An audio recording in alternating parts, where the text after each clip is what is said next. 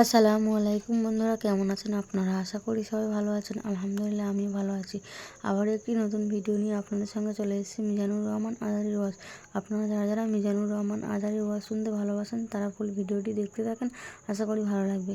সম্মানিত সুধী, আজকে বাংলাদেশের প্রথম কদরের রাত। যদিও বাংলাদেশে 27 তারিখের রাতটাকে খুব বেশি গুরুত্বের সাথে পালন করে, কিন্তু আসলে রমজানের শেষ দশকের 5টি বেজর রাতের যে কোনো রাতে কিন্তু কদর হয়ে যেতে পারে। তাই বুদ্ধিমান মুমিনের কাজ হচ্ছে 5টি বেজর রাতের প্রতিটি রাতেই সমানভাবে সমান গুরুত্বের সাথে ইবাদত করে যাওয়া, তাহলে কিন্তু কদর আর মিস হবে না।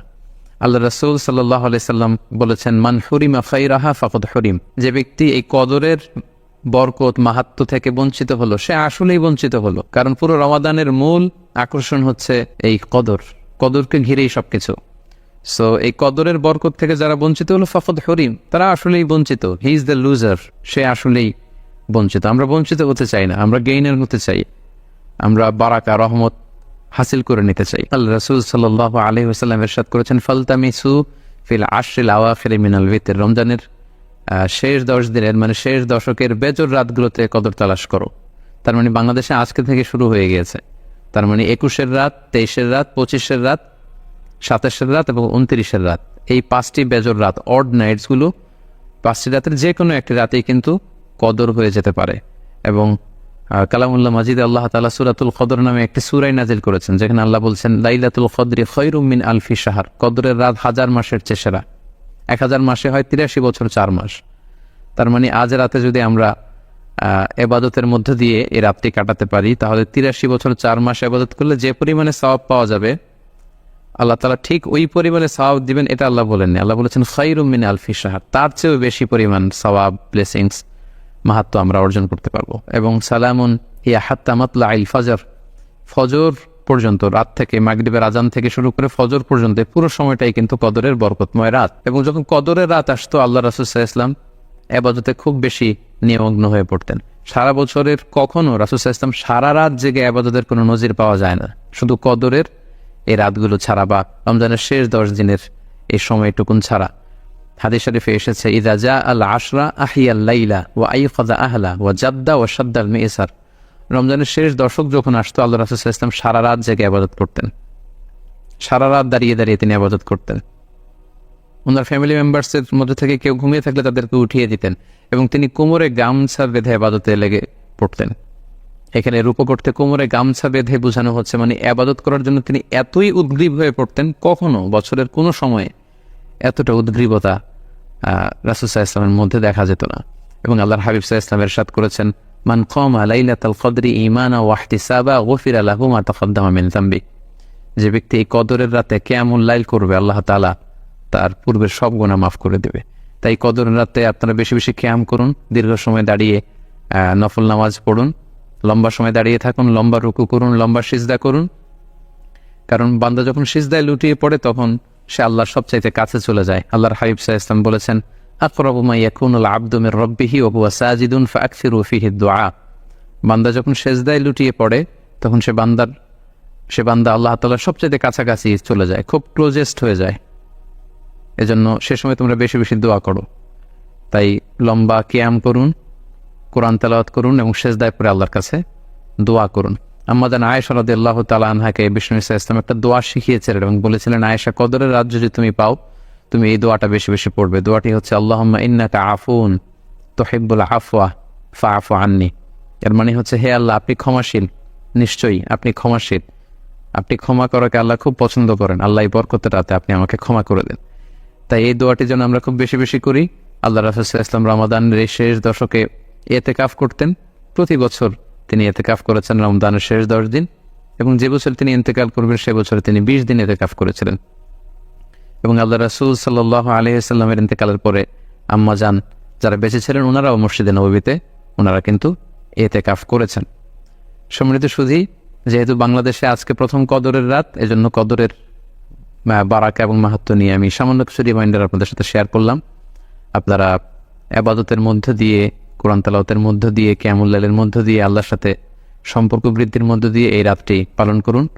আসুন আমরা এই কদরের রাতগুলোতে কায়মনোবাক্যে আল্লাহর কাছে দোয়া করে আল্লাহ তাআলা যেন বিপদ থেকে আমাদেরকে মুক্ত করেন।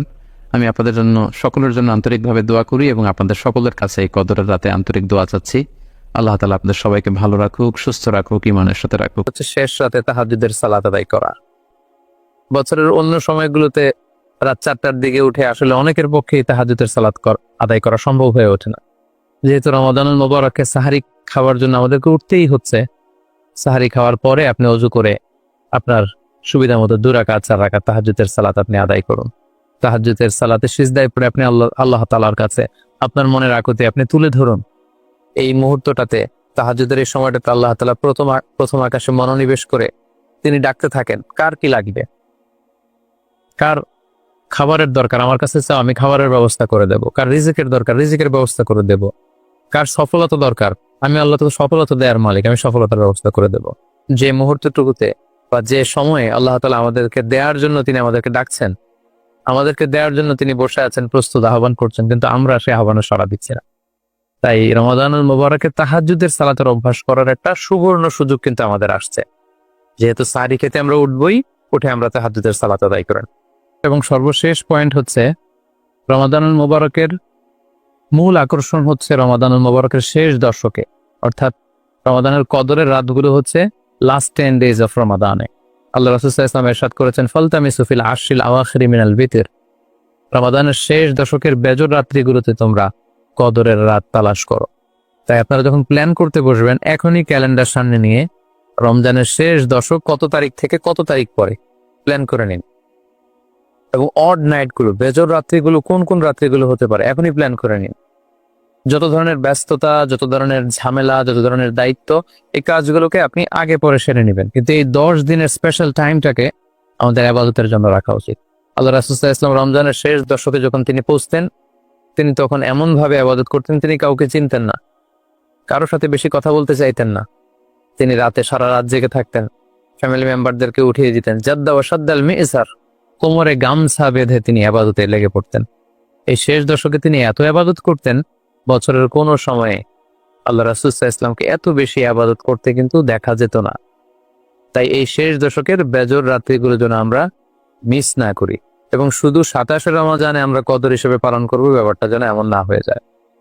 কারণ যদি কোনো কারণে কদর মিস হয়ে যায়, এটা হচ্ছে খায়রুম মিন আলফি শাহর, 1000 মাসের চেয়েও সেরা। ওই এক রাতের ইবাদত হচ্ছে 1000 মাসের ইবাদতের সমান।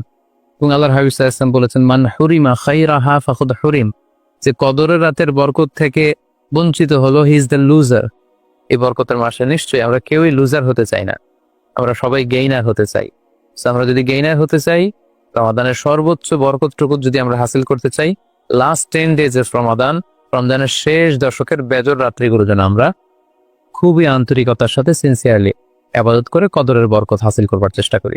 সম্মানিত দিনী ভাই এবং বোনেরা, সংক্ষিপ্ত পরিসরে রমাদান কেন্দ্রিক আমাদের প্ল্যান কেমন হওয়া উচিত এবং সেই প্ল্যান বা পরিকল্পনাতে কোন কোন বিষয়গুলো আমাদের খেয়াল রাখা উচিত, এই বিষয়ে সংক্ষিপ্ত পরিসরে আমি আলোচনা করলাম। আশা করি এগুলো যদি আমরা খেয়াল রাখি, তাহলে খুব ফ্রুটফুল এবং প্রোডাক্টিভ ওয়েতে আমরা আমাদের রমাদানকে কাটাতে পারবো। আমরা গত বছর আমাদের অনেক প্রিয়জনদের সাথে একসাথে রমাদান কাটিয়েছি, তাদের অনেকে কিন্তু এবছর আমাদের সাথে নেই, এবং আমাদের অনেক প্রিয়জনদেরকে হারিয়েছি। আমরা এই রমাদান কারা পুরো রমাদান পাবো আমরা জানি না, আবার আগামী বছরের রমাদান পর্যন্ত আমরা বেঁচে থাকবো কিনা সেটাও আমরা জানি না।